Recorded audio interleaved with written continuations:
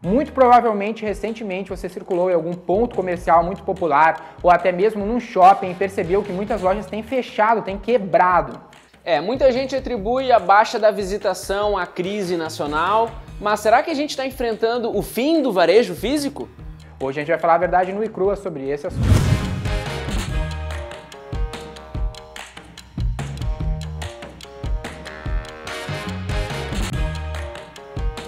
A própria NRF, outros eventos de varejo ou qualquer roda entre varejistas, uma pauta sempre presente é as tendências do mercado e a redução no fluxo nos pontos de venda, que obviamente vem ocasionando em diversas lojas fechando, diversas lojas quebrando.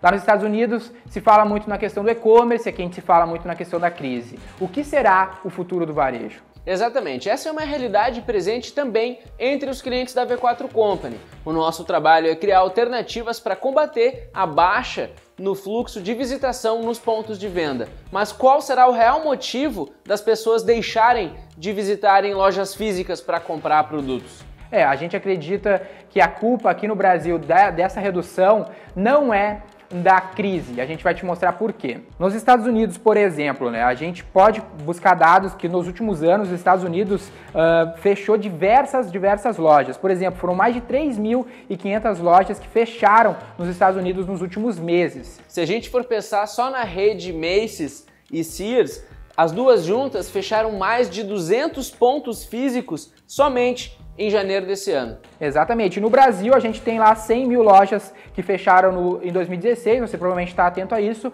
e achando que isso é um movimento por causa da crise. Mas, mais uma vez, o exemplo dos Estados Unidos, que a economia anda de vento e popa e a coisa não está diferente. Por exemplo, tem uma startup lá nos Estados Unidos que usou imagens de satélite para conseguir monitorar o movimento nos estacionamentos das lojas lá nos Estados Unidos. Lá as lojas são muito grandes, aquele negócio, sempre tem grandes estacionamentos, e eles perceberam aí uma redução de carros de 10% nesse primeiro trimestre desse ano. Então aí monitorando pelo menos 130 lojas, eles conseguiram chegar nessa conclusão. Recentemente também estive no VTEX Day, lá em São Paulo, é um dos maiores eventos de e-commerce e varejo multicanal da América Latina, e lá foi apresentado um dado muito curioso sobre o fluxo nos PDVs nos Estados Unidos, que nos últimos anos, por exemplo, em 2012 a gente tinha uma média de 18 bilhões de visitas nos pontos de venda, e agora, em 2016, a gente teve 14 bilhões, uma redução de 4 bilhões de visitas em 4 anos no varejo físico.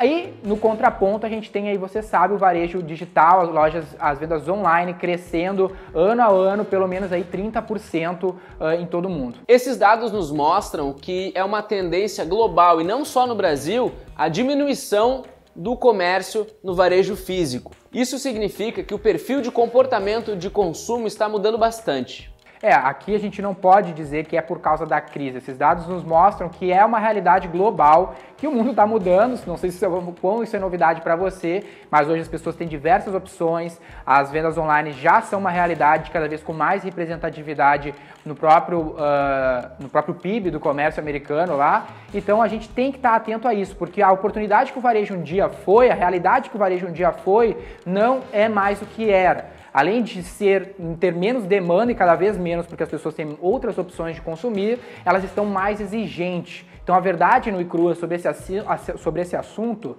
não é que o varejo físico vai acabar, mas sim que ele está se transformando, a demanda está diminuindo e cada vez mais competitivo em todo o mundo.